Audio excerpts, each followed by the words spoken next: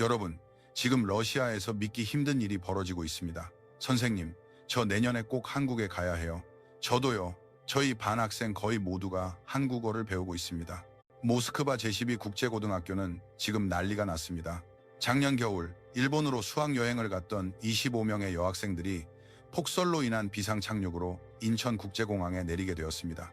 그들이 한국 땅을 밟은 시간은 단 24시간에 불과했지만 그 짧은 시간은 이 25명 학생들의 인생을 완전히 바꾸어 놓았습니다.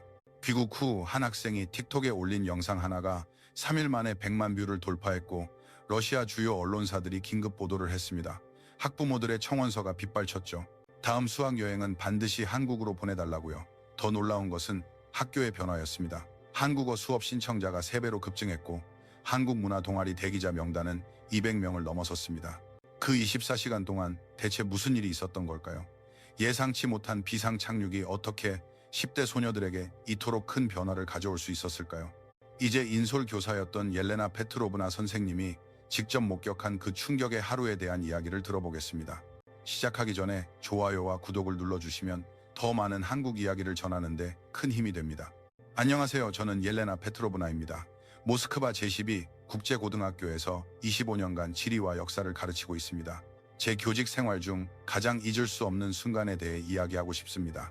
2학년 여학생 25명을 데리고 도쿄로 문화탐방을 떠났을 때의 일입니다. 일주일간의 일정을 마치고 모스크바로 돌아오는 비행기에 올랐을 때 저는 그저 평범한 귀국길이 될 것이라 생각했습니다. 이륙 후 약 4시간이 지났을 때 기장의 방송이 기내에 울려 퍼졌습니다. 모스크바 상공에 내린 폭설로 인해 착륙이 불가능하여 가장 가까운 대형 국제공항인 한국의 인천국제공항에 비상 착륙해야 한다는 내용이었습니다. 이 학생들의 얼굴에는 불안감이 가득했습니다. 그렇게 우리는 인천국제공항으로 향했습니다. 솔직히 저는 한국이라는 곳에 대해 거의 아는 것이 없었습니다. 지도 위에 작은 나라라는 것 정도였죠. 새벽 2시가 넘어 비행기 바퀴가 활주로에 닿았습니다.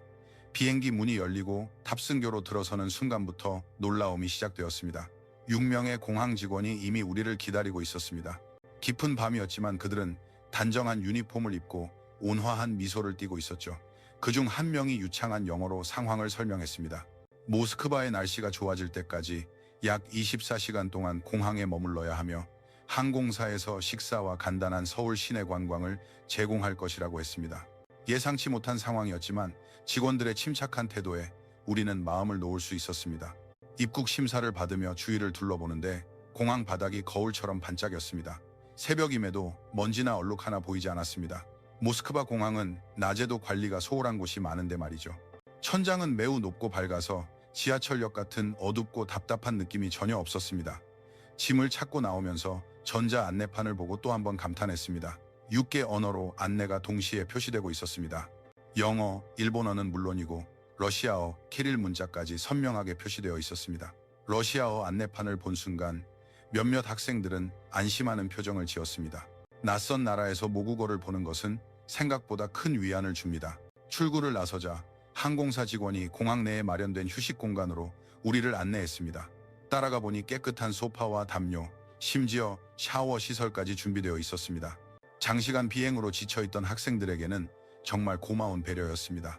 하지만 몇몇 학생들은 잠을 이루지 못했고 배가 고프다고 했습니다. 시계를 보니 새벽 3시였습니다. 이 시간에 먹을 것을 살 수 있을까? 러시아라면 불가능한 일입니다. 하지만 직원은 공항 곳곳에 24시간 운영하는 편의점과 식당이 있다고 알려주었습니다. 믿을 수가 없었죠. 학생 5명을 데리고 편의점에 가보았습니다. 문을 열고 들어서는 순간 우리는 모두 눈을 동그랗게 떴습니다. 새벽 3시임에도 가게 안은 백화점처럼 밝고 깨끗했으며 선반에는 상품이 가득했습니다. 신선 코너에는 삼각김밥과 도시락 같은 것들이 가지런히 놓여 있었습니다. 더 놀라운 것은 카운터에 혼자 서 있는 젊은 여성 점원이었습니다. 대략 25살 정도로 보였는데 새벽 시간에 혼자 일하면서도 불안한 기색 하나 없이 오히려 표정이 여유롭고 밝았습니다. 우리를 보자 환한 미소로 어서 오세요라고 인사했습니다. 이것은 모스크바에서는 상상할 수 없는 광경입니다.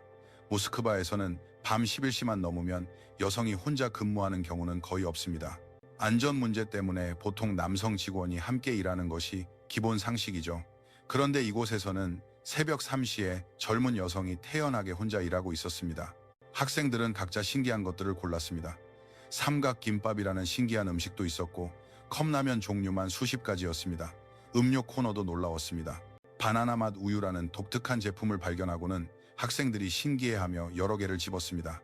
3, 4 계산할 때 가격이 너무 저렴해서 또 놀랐습니다. 6명이 과자와 음료를 샀는데 총액이 약 20영원 정도였습니다.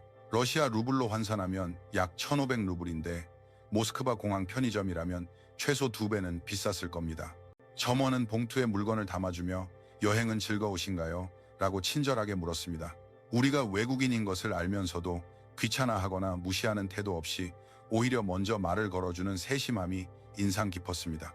편의점을 나와 휴식 공간으로 돌아가는 길, 복도를 걷는데 바닥이 정말 깨끗했습니다. 늦은 밤에도 청소 직원이 조용히 바닥을 닦고 있었고 우리를 보자 잠시 옆으로 비켜서며 먼저 지나가라고 손짓했습니다. 화장실 표지판을 보고 들어가 봤는데 정말 믿을 수 없었습니다. 공항 화장실이 이렇게 깨끗할 수 있다니. 변기는 물론이고 세면대 거울까지 반짝였습니다. 일부는 비데가 설치되어 있었고 화장지, 비누, 핸드드라이어도 모두 정상적으로 작동했습니다. 모스크바 공항 화장실은 낮에도 관리가 잘 안 되어 화장지가 없는 경우가 많고 세면대에 물이 고여있기 일쑤인데 이곳은 새벽 3시에도 완벽하게 관리되고 있었습니다. 휴식 공간으로 돌아와 학생들과 간식을 나누어 먹었습니다. 처음 삼각김밥을 먹어본 아이들은 맛있다며 감탄을 연발했습니다. 밥과 김, 그리고 속 재료가 이렇게 조화로울 수 있다는 것이 신기한 모양이었습니다. 창밖을 보니 공항은 여전히 불이 환했고 새벽임에도 사람들이 오가고 상점들이 문을 열고 있었습니다. 도시 전체가 잠들지 않고 살아 움직이는 것 같았습니다. 그때 문득 깨달았습니다. 우리가 지금 겪고 있는 이 모든 것이 당연한 것이 아니라는 것을요. 새벽에도 안전하고 깨끗하며 모든 시스템이 정상적으로 작동하는 사회. 이런 사회를 만들기 위해 얼마나 많은 노력이 필요할까요? 학생들도 비슷한 생각을 하는 듯 조용히 주위를 둘러보며 생각에 잠긴 표정이었습니다. 아직 한국 땅을 제대로 밟아보지도 않았는데 벌써 이렇게 많은 것을 보고 느꼈습니다. 그날 밤 공항에서의 몇 시간은 우리 모두에게 엄청난 충격이었습니다. 그리고 그때는 몰랐습니다. 앞으로 펼쳐질 24시간이 우리를 어떻게 바꾸어 놓을지를요. 아침 8시쯤 항공사에서 서울 시내를 둘러볼 수 있는 관광버스를 준비했으니 원하는 사람은 참여하라고 제안했습니다. 학생들은 모두 가겠다고 했습니다. 공항에만 있기에는 너무 아까웠으니까요. 버스에 오르자 50대 남성 가이드가 러시아어로 인사를 건넸습니다. 간단한 수준이었지만 우리말로 환영 인사를 들으니 기분이 좋았습니다. 그는 영어로 설명하겠다며 마이크를 잡았습니다. 서울까지는 약 1시간이 걸린다고 했습니다. 버스가 출발하자 창밖으로 고속도로 풍경이 펼쳐졌습니다. 도로가 정말 깨끗했고 길가에 쓰레기 하나 보이지 않았습니다. 차선도 선명하게 그려져 있었고 차량 흐름도 질서정연했습니다. 모스크바 공항 가는 길이 떠올랐습니다. 길이 움푹 파여 있고 차들은 마구 끼어들고 경적 소리가 끊이지 않는데 이곳에서는 경적 소리가 거의 들리지 않았습니다. 서울 시내로 들어서자 고층 빌딩들이 나타나기 시작했습니다. 빌딩 숲 사이로 깨끗한 거리가 이어졌습니다. 가이드는 저 건물이 시청이고 저쪽이 대표적인 쇼핑가인 명동이라고 설명했습니다. 5, 6. 첫 번째 목적지는 경복궁이었습니다. 5, 7궁 앞에 내리자 학생들은 감탄사를 터뜨렸습니다. 웅장한 문과 정교한 단청이 햇빛 아래 반짝였습니다. 약 600년 된 건축물이라는 설명을 듣고는 더욱 감동했습니다. 안으로 들어서자 넓은 마당과 고풍스러운 전각들이 눈에 들어왔습니다. 돌로 포장된 바닥은 세월의 흔적을 느끼게 했고 기둥의 용 조각과 지붕의 곡선이 매우 아름다웠습니다. 학생들은 사진 찍기에 바빴습니다. 하지만 더 인상 깊었던 것은 관리 상태였습니다. 수백 년 된 건축물임에도 불구하고 너무나 깨끗하게 보존되어 있었습니다. 뜰은 정갈하고 장엄했으며 건축 장식에도 세심하게 복원한 흔적이 보였습니다. 한복을 입은 관광객들이 지나가는 것을 보고 전통 의상을 대여할 수 있다는 것을 알게 되었습니다. 8, 9. 몇몇 학생들이 체험해보고 싶어 했지만 시간이 부족해 다음 기회로 미뤄야 했습니다. 궁을 떠나 우리는 인사동이라는 곳으로 향했습니다. 6. 옛 서울의 정취를 간직한 지역이라고 들었습니다. 차에서 내려 거리를 걷기 시작하자 양옆으로 전통적인 기와집과 상점들이 이어졌습니다. 가게들은 나무로 된 문과 간판을 달고 있었습니다. 오래된 동네지만 관리가 매우 잘 되어 있었습니다. 길바닥은 깨끗했고 벽에는 어떤 낙서도 없었습니다.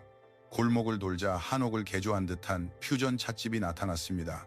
전통적인 외관은 그대로 둔 채 내부는 현대적으로 꾸민 것 같았습니다.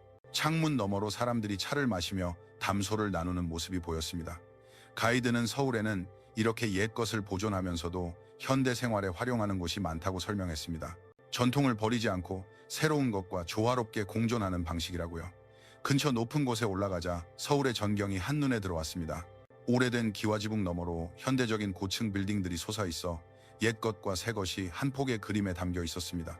학생들은 그 광경을 카메라에 담았습니다.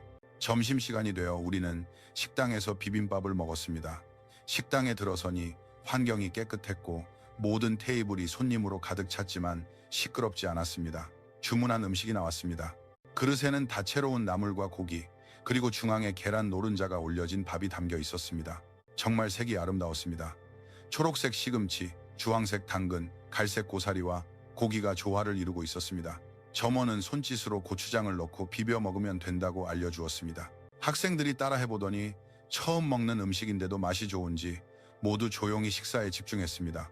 계산할 때 가격을 확인하고 깜짝 놀랐습니다. 25명이 먹었는데 20만 원 정도밖에 나오지 않았습니다. 러시아 루블로 환산하면 약 15영루블 정도인데 모스크바에서 비슷한 수준의 식당에 갔다면 최소 2배는 나왔을 겁니다. 식사 후에는 젊은이들의 쇼핑 거리라는 명동으로 향했습니다. 오후 10 내리자마자 인파가 몰려왔지만 붐빈다기보다는 활기가 넘친다는 느낌이었습니다. 보행자 전용 거리를 걷는데 길이 정말 넓어서 사람이 많아도 걷기 편했습니다. 바닥 타일은 평평하게 깔려 있어 발걸음이 편안했습니다. 간판은 화려했지만 어지럽지 않고 나름의 질서가 있는 아름다움이 있었습니다.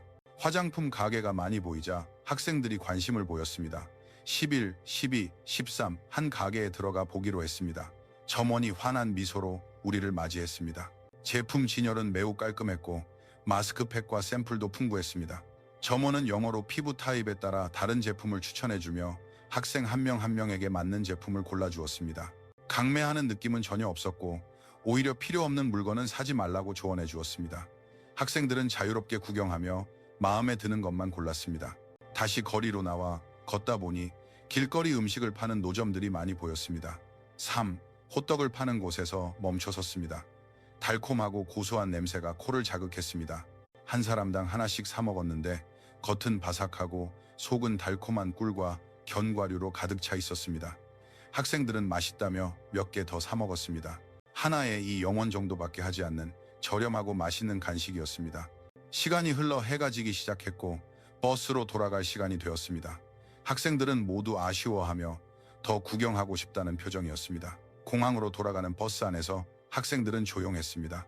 피곤해서가 아니라 보고 들은 것을 되새기며 생각에 잠긴 듯 했습니다. 창밖으로 서울의 풍경이 스쳐 지나갔습니다. 몇 시간의 짧은 여행이었지만 우리는 많은 것을 보았습니다.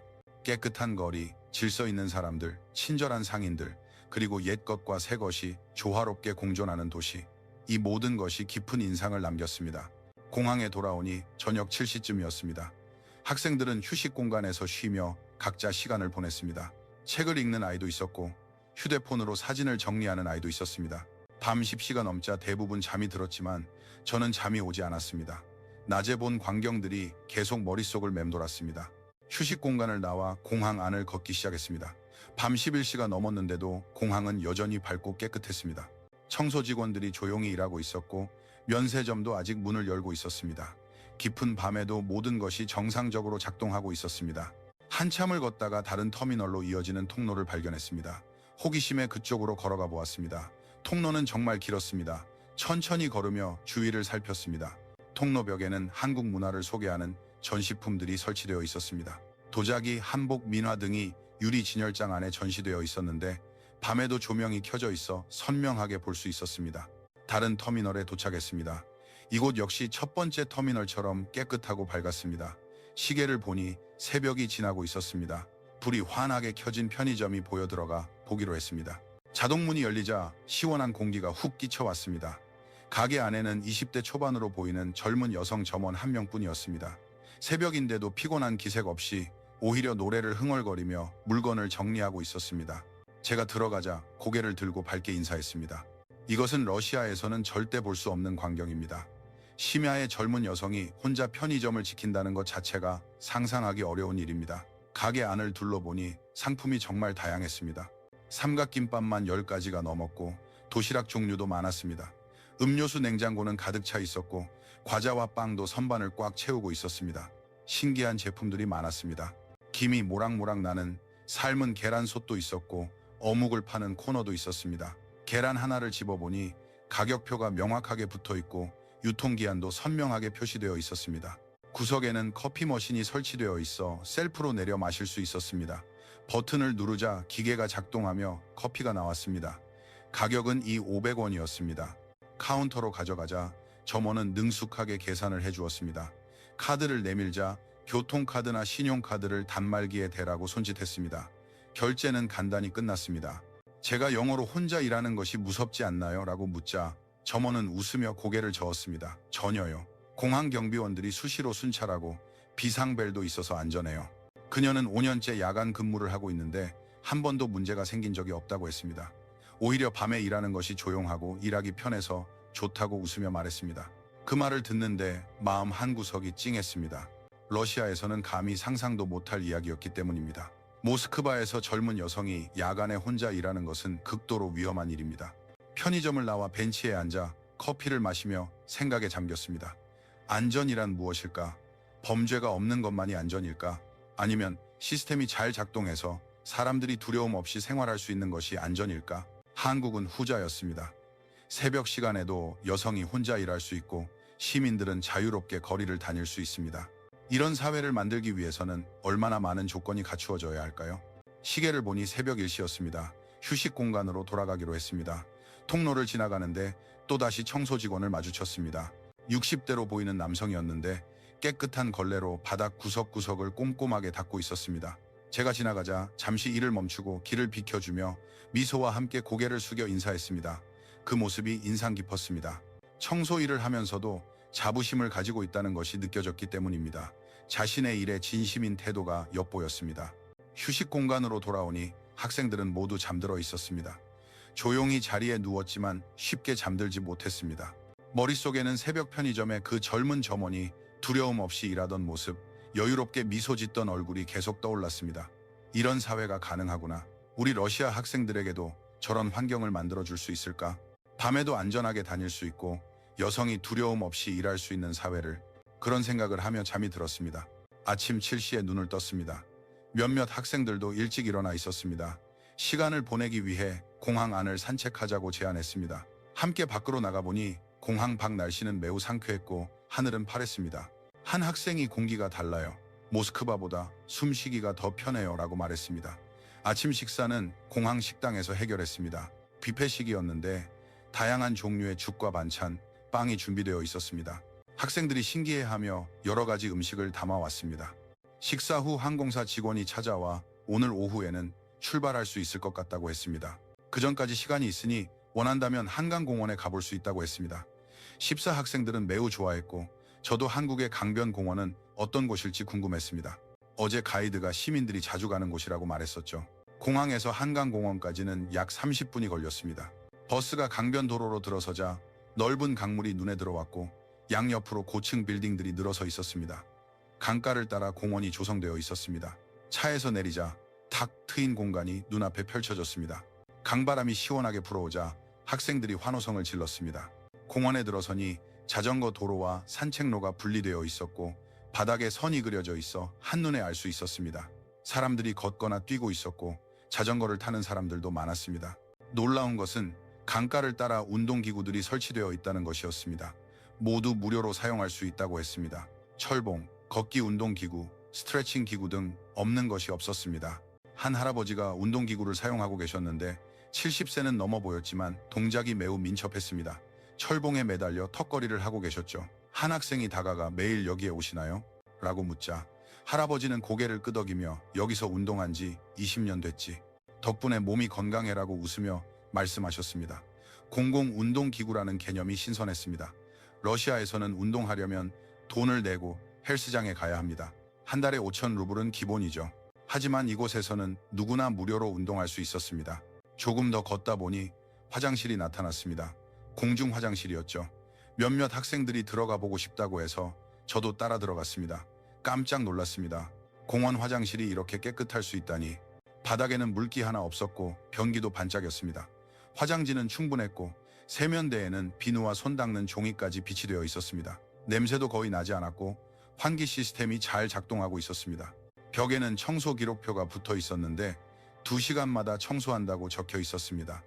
모스크바 공원 화장실이 떠올랐습니다. 문은 잠기지 않고 화장지는 항상 없으며 악취도 심해서 공원에 가면 웬만하면 화장실 가는 것을 참는데 이곳에서는 그럴 필요가 전혀 없었습니다. 공중 화장실을 이렇게 관리할 수 있다는 것이 정말 놀라웠습니다. 나와서 벤치에 앉으니 강물이 햇빛에 반짝였습니다. 사람들이 평화롭게 시간을 보내고 있었습니다. 한 가족은 돗자리를 펴고 앉아 피크닉을 하고 있었습니다. 아이 둘과 부모였는데 아이들은 웃으며 뛰어다니고 부모는 여유롭게 대화를 나누고 있었습니다. 다른 한쪽에는 노부부가 산책을 하고 있었습니다. 손을 잡고 천천히 걷는 모습이 매우 다정해 보였습니다. 벤치에 앉아 강물을 바라보다가 다시 걷기 시작했습니다. 젊은 여성들도 많이 보였습니다. 조깅하는 사람도 있었고 자전거를 타는 사람도 있었습니다. 혼자 온 사람도 친구와 함께 온 사람도 있었는데 모두 자유롭고 편안해 보였습니다. 한 학생이 작은 소리로 여긴 정말 안전한 것 같아요. 여자 혼자 다녀도 전혀 위험해 보이지 않아요. 라고 말했습니다. 정말 그랬습니다. 공원 곳곳에 CCTV가 설치되어 있었고 순찰하는 경비원도 보였습니다. 하지만 그보다 더 중요한 것은 분위기 자체가 사람들이 서로를 존중하고 배려한다는 것을 느낄 수 있다는 점이었습니다. 쓰레기통도 눈에 잘 띄었습니다. 일정 거리마다 설치되어 있었고 일반 쓰레기, 재활용, 플라스틱, 캔 등으로 분리수거할 수 있도록 설계되어 있었습니다. 놀라운 것은 사람들이 정말로 분리수거를 지킨다는 것이었습니다. 한 남성이 음료수를 다 마시고 병과 뚜껑을 분리해서 다른 통에 버리는 모습이 너무나 당연하고 자연스러워 보였습니다. 모스크바 공원에서는 쓰레기통을 찾기도 어렵고 찾더라도 항상 넘쳐나서 사람들이 그냥 바닥에 버리는 경우가 많은데 이곳에서는 모든 것이 시스템화되어 있었고 사람들은 그 시스템을 따르고 있었습니다. 1시간 정도 공원을 둘러본 후 버스로 돌아왔습니다. 학생들의 얼굴은 밝았고 좋은 시간을 보낸 듯한 표정이었습니다. 버스 안에서 한 학생이 공원이 이렇게 잘 관리되는 것을 보니 이 나라가 시민들을 얼마나 위하는지 알 것 같아요 라고 말했습니다. 맞습니다. 공공 공간을 만드는 것은 단지 돈만으로 되는 것이 아닙니다. 시민을 위하는 마음, 공공기물을 아끼는 문화, 작은 디테일까지 신경 쓰는 태도, 이 모든 것이 합쳐져야 그런 공간이 만들어지는 것입니다. 공항으로 돌아오는 길, 창밖으로 서울의 풍경이 스쳐 지나갔습니다. 24시간도 채 안 되는 짧은 시간이었지만 정말 많은 것을 보고 느꼈습니다. 공항에 도착한 것은 오후 1시쯤이었습니다. 출발까지는 4시간이 남아 있었습니다. 학생들이 마지막으로 쇼핑을 하고 싶다고 해서 공항 면세점을 둘러보기로 했습니다. 면세점에 들어서자 화장품 코너가 가장 먼저 눈에 들어왔습니다. 한국 브랜드들이 즐비했습니다. 11, 16, 17 학생들은 관심을 보였습니다. 러시아에서도 유명한 브랜드들이었기 때문입니다. 한 매장에 들어가자 점원이 밝게 맞이했습니다. 학생들이 여러 제품을 테스트하기 시작하자 점원은 영어로 친절하게 설명하며 피부 타입에 맞는 제품을 골라주었습니다. 사용 방법까지 상세히 알려주었습니다. 한 학생이 여드름으로 고민이라고 하자 그에 맞는 제품을 추천해 주었습니다. 인상 깊었던 것은 비싼 제품을 추천하는 것이 아니라 정말 필요한 제품을 골라준다는 점이었습니다. 가격도 합리적이어서 모스크바에서 사는 것보다 훨씬 저렴했고 면세 혜택까지 더해져 더욱 싸게 살 수 있었습니다. 학생들은 각자 여러 개씩 구매했습니다. 계산할 때 점원은 샘플까지 챙겨주었습니다. 작은 배려였지만 학생들은 매우 좋아했습니다. 러시아 상점에서는 샘플을 주는 경우가 거의 없기 때문입니다. 위층으로 올라가니 전통 공예품을 파는 곳이 있었습니다. 들어가 보니 청자, 유리 공예품, 나전칠기 등이 전시되어 있었습니다. 그 중에서도 정교한 꽃무늬가 그려진 도자기 찻잔 세트가 눈길을 끌었습니다. 무늬가 정말 섬세했습니다. 가격표를 보니 15만 원이었습니다. 조금 비싸다고 생각했는데 점원이 이것은 장인이 한 달 동안 직접 손으로 그리고 구운 것이라고 설명해 주었습니다. 색을 입히고 가마 온도를 조절하는 작업이 정말 어렵다고요. 그 말을 듣고 나니 가격이 비싸게 느껴지지 않았습니다. 한 달간의 노동과 기술이 담긴 작품이었으니까요. 러시아에도 전통 공예품이 있지만 이렇게 정교한 것은 드물었습니다. 시간이 되어 탑승 수속을 하고 짐을 붙인 후 출국장으로 향했습니다. 학생들의 얼굴에는 아쉬움이 가득했습니다. 출국 심사를 받을 때 심사관이 웃으며 한국 어땠어요? 라고 물었습니다. 학생들이 정말 좋았어요 라고 대답하자 심사관은 환하게 웃으며 또 오세요 라고 말해주었습니다. 탑승구에서 비행기를 기다리며 학생들과 이야기를 나누었습니다. 모두들 짧은 시간이었지만 많은 것을 보았다고, 특히 사람들이 매우 친절했다고 여러 명이 언급했습니다. 한 학생은 명동거리에서 길을 물었을 때 인상 깊었던 일을 이야기했습니다. 한 아주머니가 영어를 잘 못했지만 일부러 스마트폰 번역기를 켜서 도와주었다고 합니다. 외국인을 돕기 위해 시간을 할애하려는 그 마음에 정말 감동했다고 말했습니다.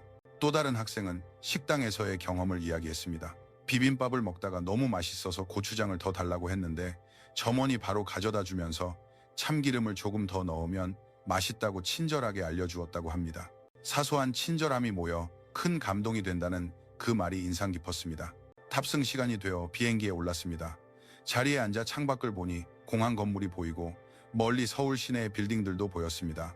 24시간도 안 되는 시간, 비상 착륙으로 우연히 방문한 나라였지만 이 짧은 시간은 우리에게 엄청난 영향을 미쳤습니다. 비행기가 이륙하고 한국 땅이 점점 멀어졌습니다. 학생들은 아쉬운 듯 창밖을 바라보았습니다. 옆자리에 앉은 학생이 작은 소리로 꼭 다시 와야겠어요. 다음에는 제대로 여행하고 싶어요 라고 말했습니다. 다른 학생들도 고개를 끄덕였습니다. 모스크바까지는 8시간이 걸렸습니다.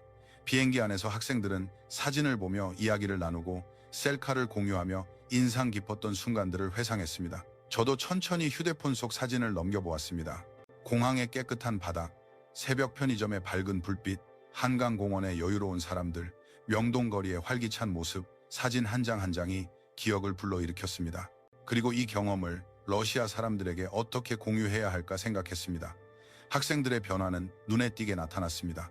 눈빛이 출발할 때와는 달라졌고 세상을 보는 시야도 넓어진 것 같았습니다. 그들은 더 나은 사회가 가능하다는 것을 직접 눈으로 본 것입니다. 모스크바에 도착한 것은 밤 10시쯤이었습니다. 공항을 나와 학생들을 부모님께 인계했습니다. 여행 어땠니? 라는 부모님의 질문에 학생들은 한국 이야기를 쏟아냈습니다. 비상 착륙 이야기, 서울 관광 이야기, 보고 느낀 것들을 열정적으로 말했습니다. 부모님들의 표정은 놀라움으로 변해갔습니다. 집에 돌아와 침대에 누웠지만 잠이 오지 않았습니다. 한국에서의 시간이 계속 떠올랐습니다. 특히 인상 깊었던 것은 디지털 인프라였습니다. 지하철에서도 인터넷 신호가 끊김없이 잘 터졌고 공항 전체에 무료 와이파이가 제공되었습니다. 18, 19, 20, 21 모든 안내는 디지털 스크린을 통해 실시간으로 업데이트되었습니다. 모스크바와는 달랐습니다. 모스크바 지하철에서는 인터넷이 잘 안 되고 공공장소 와이파이는 느리거나 아예 쓸 수 없는 경우가 많습니다. 하지만 한국에서는 어디서든 연결이 가능했습니다. 공항, 지하철, 버스, 심지어 공원에서도 인터넷이 빨랐습니다. 학생들이 실시간으로 가족에게 사진을 전송할 수 있었던 것도 그 덕분이었습니다. 다음날 학교에 출근하니 동료 교사들이 사무실로 몰려와 비상 착륙 소식을 들었다며 걱정했다고 말했습니다. 저는 괜찮았고 오히려 아주 좋은 경험이었다며 한국이라는 나라를 알게 되었다고 말했습니다. 선생님들은 흥미를 보였습니다. 수업 시간에 학생들을 만났습니다. 아이들은 친구들에게 한국 이야기를 하고 있었습니다. 사진을 보여주며 설명하는 모습이 매우 열정적이었습니다. 며칠 후 한 학생이 저를 찾아와 소셜미디어에 한국 여행기를 올려도 되냐고 허락을 구하러 왔습니다. 저는 좋은 생각이라며 격려해 주었습니다. 약 일주일 후 그 학생이 다시 저를 찾아와 흥분된 얼굴로 올린 글이 엄청난 반응을 얻었다며 스마트폰을 보여주었습니다. 조회수가 50만을 넘었고 댓글도 수천 개가 달려 있었습니다. 대부분 놀랍다는 내용이었습니다. 다른 학생들도 각자 소셜미디어에 글을 올리고 사진과 영상을 공유했는데 반응은 비슷했습니다. 대부분 한국이 그런 곳인 줄 몰랐다는 내용이었습니다. 특히 새벽거리 영상이 화제가 되었습니다. 새벽 3시에 여성이 혼자 편의점에서 일하는 모습, 공원에서 조깅하는 사람들의 모습이 충격적이었던 것 같습니다. 러시아 사람들에게는 상상하기 어려운 화면이었죠. 댓글에는 부러움과 의문이 가득했습니다. 정말 그렇게 안전한가요? 과장된 것 아닌가요? 라는 질문들이 많았습니다. 한 달쯤 지나자 러시아 주요 언론사에서 연락이 왔습니다. 학생들의 한국 경험이 화제가 되면서 직접 이야기를 듣고 싶다는 인터뷰 요청이었습니다. 저는 인터뷰에 응했습니다. 기자는 여러 가지를 물었습니다. 한국의 첫인상은 어땠나요? 가장 놀라웠던 점은 무엇이었나요? 러시아와 비교해서 어떤 점이 달랐나요? 저는 솔직하게 대답했습니다. 치안, 시스템의 정확성, 사람들의 친절함, 이 모든 것이 인상 깊었다고 말했습니다. 특히 공공 인프라 수준이 매우 높았다고 강조했습니다. 보도가 나간 후 학교에는 문의 전화가 빗발쳤습니다. 학부모들은 다음 수학 여행도 한국으로 갈 수 있냐고 물었습니다. 교장 선생님과 상의한 결과 학부모들의 요청이 많은 만큼 한국을 정식 수학 여행지로 검토해 보기로 했습니다. 교장 선생님도 매우 긍정적이었습니다. 학생들 사이에서도 변화가 일어났습니다. 한국어를 배우고 싶어하는 학생들이 늘어났고 학교에 한국어 수업을 개설해달라는 청원이 들어왔습니다. 한국 문화에 관심을 갖는 학생들도 많아졌습니다. 한국 드라마를 보기 시작한 학생, K-팝을 듣는 학생들이 나타났습니다. 22, 23 교무실에서 동료들과 짧은 경험 한 번이 학생들에게 이렇게 큰 영향을 줄 수 있다니 정말 놀랍다고 이야기했습니다. 그렇습니다. 만 권의 책을 읽는 것보다 만리 길을 여행하는 것이 낫다는 말이 있죠. 학생들은 한국이라는 곳을 직접 체험했고 그 경험이 그들의 생각을 바꾸었습니다. 2달쯤 지났을 때 학교에 특별한 손님이 찾아왔습니다. 러시아 교육부 관료였습니다. 한국 수학 여행 이야기를 듣고 직접 학교를 방문한 것이었습니다. 교장실에서 면담이 이루어졌고 저도 그 자리에 함께했습니다. 교육부 관료는 학생들이 정말 그렇게 변했습니까? 한국이 정말 그렇게 좋은 곳입니까? 라고 물었습니다. 저는 사실대로 대답했습니다. 24시간도 안 되는 짧은 시간이었지만 학생들에게 큰 영감을 주었습니다. 더 나은 사회가 가능하다는 것을 직접 본 경험은 매우 중요합니다. 교육부 관료는 고개를 끄덕이며 메모를 했고 다른 학교들도 한국에 대해 관심이 많다며 정부 차원에서 한국과의 교육 교류를 확대하는 방안을 검토하고 있다고 말했습니다. 학생들의 소셜미디어 게시물은 계속해서 퍼져나갔습니다. 조회수가 수백만을 넘었고 다른 매체들이 퍼가기 시작했습니다. 한 학생은 유튜브에 한국에서 찍은 영상들을 편집해서 올렸습니다. 제목은 24시간 만에 세계관이 바뀐 이유였습니다. 영상은 입소문을 타고 퍼져나가 조회수 100만을 돌파했습니다. 댓글창은 토론의 장이 되었습니다. 왜 러시아는 이렇게 하지 못하는가? 우리는 무엇을 배워야 하는가? 와 같은 내용들이 오갔습니다. 학부모 회의에서도 한국은 화제였습니다. 한 어머니는 제게 딸이 한국에 다녀온 후 완전히 변했어요. 예전에는 공부에 흥미가 없었는데 지금은 스스로 공부해요. 한국에 있는 대학교에 가고 싶다는 목표가 생겼다며 한글도 열심히 배우고 있어요. 라고 말했습니다. 다른 부모님들도 비슷한 이야기를 했습니다. 자녀들이 한국 문화에 빠져 드라마를 보고 음악을 듣고 심지어 한국 요리를 배우고 싶어 한다며 긍정적인 변화라고 감사해했습니다. 석 달 후 학교는 대만 수학 여행을 공식적으로 결정했습니다. 내년부터 정기적으로 학생들을 보내기로 한 것입니다. 신청자가 쇄도했습니다. 50명을 모집하는데 200명 이상이 신청하여 경쟁률이 4대 1을 넘었습니다. 추첨을 해야만 했죠. 탈락한 학생들은 매우 아쉬워하며 다음에는 꼭 가고 말겠다는 다짐을 하는 모습을 보니 흐뭇했습니다. 주 모스크바 한국 대사관에서도 우리에게 연락해 왔습니다. 학생들이 한국을 방문하는 것을 환영하며 비자 발급과 현지 안내를 돕겠다고 약속했습니다. 학교에는 한국어 수업도 개설되었습니다. 매주 2번 방과 후에 진행하기로 했는데 신청자가 100명이 넘어 2반으로 나누어야 했습니다. 한국어 선생님을 모시기 위해 대사관에 도움을 요청하자 한국에서 온 교민자원봉사 선생님을 파견해 주었습니다. 첫 수업날 교실은 학생들로 가득 찼습니다. 학생들의 눈은 반짝였고 한국어를 배우려는 열정이 대단했습니다. 선생님이 한글 자음과 모음을 가르치기 시작하자 학생들은 신기해하며 따라 쓰고 연습했습니다. 한글이 아름답고 체계적이라는 설명에 감탄사를 터뜨렸습니다. 한국 문화 동아리도 생겼습니다. 학생들이 자발적으로 조직한 것으로 한국 음식 만들기, 전통 공예 체험, 영화 감상 등 다양한 활동을 계획했습니다. 첫 모임에서는 버블티를 만들었습니다.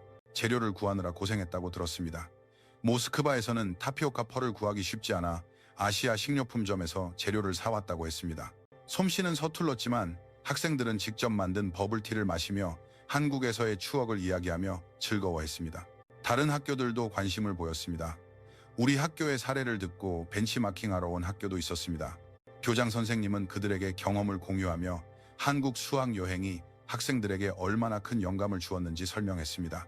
다른 학교들도 한국 방문을 검토하기 시작했습니다. 1년이 지났습니다. 그동안 많은 변화가 있었습니다. 가장 큰 변화는 학생들의 태도였습니다. 한국에 다녀온 25명의 학생들은 학교의 모범이 되었습니다. 열심히 공부하고 규칙을 지키며 다른 사람을 배려하는 모습을 보였습니다. 한 학생은 실제로 한국의 대학교에 합격했습니다. 서울에 있는 명문대였고 장학금까지 받게 되었습니다. 전교생이 그를 축하해 주었습니다. 그 학생은 후배들에게 한국에서 본 것들이 동기부여가 되었어요. 더 나은 사회에서 살고 싶다는 꿈이 생겼고 그 꿈을 이루기 위해 노력했습니다라고 조언했습니다. 다른 학생들도 각자 목표를 가졌습니다. 한국 기업에 취업하고 싶은 학생, 한국어 통역사가 되고 싶은 학생, 한국 문화를 연구하고 싶은 학생 등 다양했습니다. 두 번째 한국 수학 여행이 진행되었습니다. 이번에는 일주일 일정으로 50명의 학생들이 참여했습니다. 서울뿐만 아니라 부산, 경주도 둘러보았습니다. 학생들은 돌아와서 또 한 번 감동을 전했습니다. 한국의 다양한 모습을 볼 수 있어서 흥미로웠다고 말했습니다. 한국어 수업은 정규 과목으로 편성되었습니다. 선택 과목이었지만 매번 수강 신청이 꽉 찼고 심지어 3반으로 증설되었습니다. 학생들의 한국어 실력도 늘어 간단한 회화가 가능해졌고 한글로 편지를 쓰기도 하고 한국 노래를 부르기도 했습니다. 학교 축제 때는 한국 문화부스가 열렸습니다. 한복 입어보기, 한국 간식 시식, 야시장 게임 체험 등을 준비했는데 반응이 매우 뜨거웠습니다. 다른 학생들도 한국에 대해 관심을 갖기 시작했습니다. 직접 가보지 않았더라도 친구들의 이야기를 듣고 호기심을 느꼈습니다. 학부모들의 인식도 변했습니다. 처음에는 한국이라는 나라에 대해 잘 몰랐지만 이제는 자녀들을 한국에 보내고 싶어 합니다. 다시 열린 학부모 회의에서 이런 말을 들었습니다. 한국이 이렇게 발전한 나라인 줄 몰랐습니다. 면적이 작다고 무시했는데 실제로는 배울 점이 많은 곳이더군요. 교육부는 한국과의 교류를 공식적으로 확대하기로 결정하고 러시아 전역의 학교들이 한국을 방문할 수 있도록 지원하는 계획을 수립했습니다. 우리 학교는 시범 사례가 되어 다른 학교 교사들이 벤치마킹하러 왔고 우리는 경험을 공유했습니다. 저 개인에게도 변화가 있었습니다. 한국에 대해 더 깊이 연구하기 시작했습니다. 역사, 문화, 경제 발전 과정을 공부했습니다. 한국이 어떻게 단기간에 이렇게 발전할 수 있었는지 어려운 역경을 딛고 기술 강국이 된 과정이 놀라웠습니다. 교육의 힘이 크다는 것을 알게 되었습니다. 한국인들은 배움을 중시하고 다음 세대를 위해 투자했습니다. 그것이 지금의 한국을 만든 원동력이었습니다. 그 경험을 학생들에게 전해주었습니다. 한국이 특별한 것은 타고난 것이 아니라 노력하고 계획하고 실천한 결과다라고요. 학생들은 고개를 끄덕이며 그래서 더 배우고 싶다고 한국처럼 되고 싶다고 말했습니다. 마지막 학기 종업식 날이었습니다. 교장 선생님이 연설을 했습니다. 지난 1년간 우리 학교는 엄청난 변화를 겪었습니다. 한국과의 인연이 학생들에게 새로운 꿈을 심어주었습니다. 강당에 모인 학생들은 박수를 쳤습니다. 한국에 다녀온 학생들의 얼굴에는 미소가 가득했습니다. 그날 오후 교무실에서 커피를 마시며 창밖을 보다가 1년 전에 그 비상 착륙을 떠올렸습니다. 비록 사고였지만 그것은 축복이었습니다. 24시간의 짧은 경험이 25명의 인생을 바꾸었고 한 학교를 바꾸었으며 더 나아가 러시아 학생들에게 새로운 가능성을 보여주었습니다. 작은 우연이 거대한 변화를 만들어낸 것입니다. 한 번의 경험이 평생의 영감이 될 수 있다는 것을 배웠습니다. 지금도 학생들은 여전히 한국을 꿈꿉니다. 언젠가 다시 가고 싶다고, 더 오래 머물고 싶다고 말합니다. 그 꿈을 이루기 위해 지금도 열심히 공부하고 있습니다. 이것은 제 교직 생활 중 가장 의미 있는 경험입니다. 학생들에게 새로운 세상을 보여주는 것보다 더 가치 있는 일은 없으니까요. 오늘 이야기는 여기까지입니다. 비상 착륙으로 인한 24시간이 러시아 학생들의 인생을 바꾼 이야기. 여러분은 어떻게 생각하시나요? 이야기의 주인공들에게 응원의 메시지를 남겨주세요. 이상 감동역에서 전해드렸습니다. 이 이야기가 마음에 드셨다면 좋아요와 구독을 눌러주세요. 시청해주셔서 감사합니다.